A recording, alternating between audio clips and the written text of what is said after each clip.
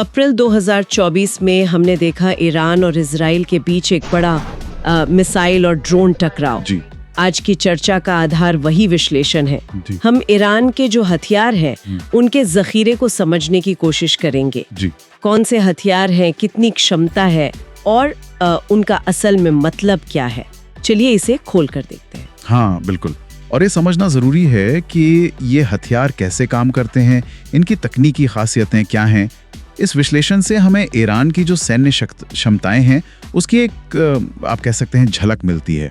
तो शुरुआत करते हैं कम दूरी की मिसाइलों से। स्रोत में फतेह 110 का जिक्र है।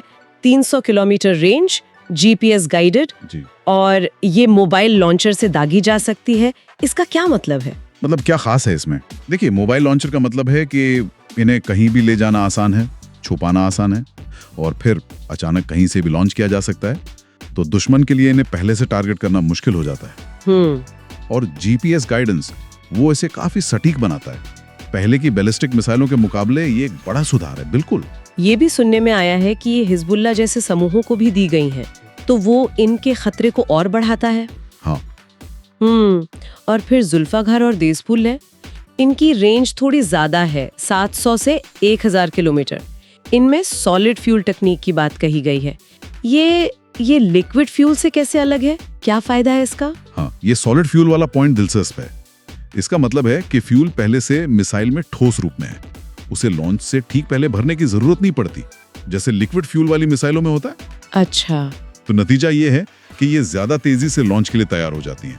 दुश्मन को रिएक्शन या बचाव का टाइम बहुत कम मिलता है। ओके, मतलब तेज रिएक्शन टाइम। बिल्कुल, ये सामरिक लिहाज से बहुत अहमियत रखता है। सही। अब आते हैं लंबी दूरी पर।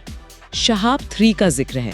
रेंज 1300 से 2000 किलोमीटर और इसका एक उन्नत संस्करण भी है, इमाद। इसमें मारवी वॉरहेड है। ये मारवी तकनीक क्या है? मारवी यानी मैन्यूवरेबल री एंट्री व्हीकल। इसका मतलब है कि वॉरहेड जब वायुमंडल में वापस आता है तो वो अपनी दिशा बदल सकता है, टारगेट की तरफ जाते हुए भी। अच्छा, दिशा बदल सकता है। हाँ, तो इससे होता यह है कि इसे रोकना बहुत मुश्किल हो जाता है। मिसाइल का जो आखिरी रास्ता है वो अप्रत्याशित, अनप्रेडिक्टेबल हो जाता है।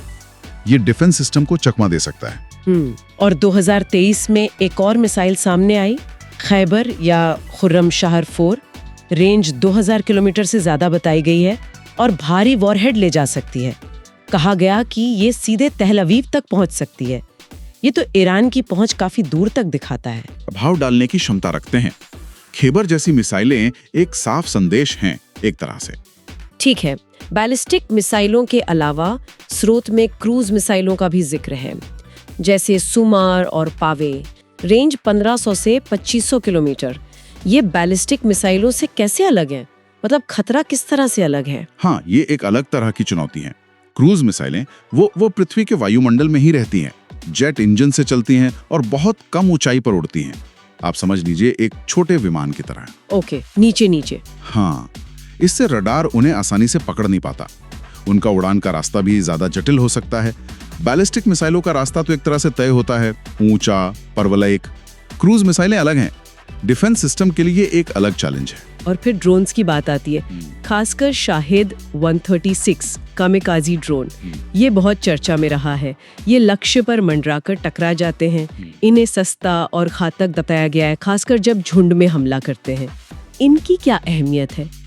देखिए, शाहिद 136 जैसे ड्रोन्स की जो कम लागत है और जिस बड़ी संख्या में इन्हें बनाया जा सकता है, वो इन्हें आज के युद्ध क्षेत्र में बहुत खतरनाक बना देती है। ये जो पारंपरिक महंगी एयर डिफेंस प्रणालियां होती हैं, उनको ये बड़ी संख्या में हमला करके या तो भेद सकते हैं या उन्हें उलझा सकते हैं। मतलब ओवरवेल्म कर सकते हैं। बिल्कुल। एक ड्रोन शायद उतना खतरनाक ना लगे, लेकिन उनका झुंड, जिसे स्वॉर्म कहते हैं, वो एक बड़ी चुनौती है। तो ईरान के पास ये पूरा शस्त्रागार है।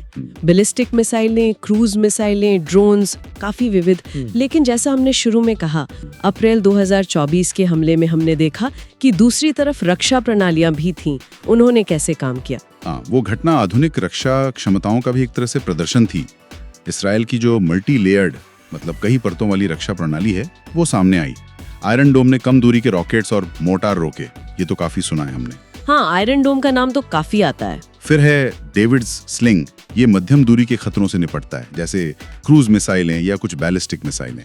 और फिर है एरो सिस्टम, खासकर एरो 3, ये लंबी दूरी की बैलिस्टिक मिसाइलों को वायुमंडल के बाहरी अंतरिक्ष में नष्ट करने के लिए बनाए। अच्छा, स्पेस में ही। हाँ, जो खैबर जैसी मिसाइलों के खिलाफ जरूरी होगा। तो ये एक तरह से तकनीक की दौड़ है। एक तरफ हमलावर क्षमताएं बढ़ रही हैं, दूसरी तरफ रक्षात्मक क्षमताएं, दोनों लगातार विकसित हो रही हैं। बिल्कुल सही कहा। हर नई हमलावर तकनीक के जवाब में नई रक्षा तकनीक आती है और फिर उस रक्षा तकनीक को भेजने के नए तरीके खोजे जाते हैं। ये खेल चलता रहता है। तो इस पूरे विश्लेषण से जो मुख्य बातें निकल कर आती हैं वो ये है कि ईरान के पास अलग अलग दूरी और प्रकार की मिसाइलों और ड्रोन्स का एक काफी महत्वपूर्ण जखीरा है। इसमें सटीकता है, तेज प्रतिक्रिया क्षमता है, रडार से बचने की तकनीक है, ये सब शामिल है। हाँ बिल्कुल। और वहीं इनका सामना करने के लिए उतनी ही उन्नत कई परतों वाली रक्षा प्रणालियां भी मौजूद हैं। हाँ, और ये जो तकनीक का खेल है ये लगातार और जटिल होता जा रहा है। यहाँ एक सोचने वाली बात ये उभरती है कि ये जो लगातार उन्नत होती मिसाइल और रक्षा प्रौद्योगिकियां हैं, ये आने वाले समय में क्षेत्रीय शक्ति संतुलन को, युद्ध की रणनीतियों को और यहाँ तक कि वैश्विक सुरक्षा को किस दिशा में ले जाएंगी, ये एक बड़ा सवाल है जिस पर विचार करना जरूरी है। बिल्कुल, सोचने वाली बात है। खैर, आज की चर्चा यहीं समाप्त होती है।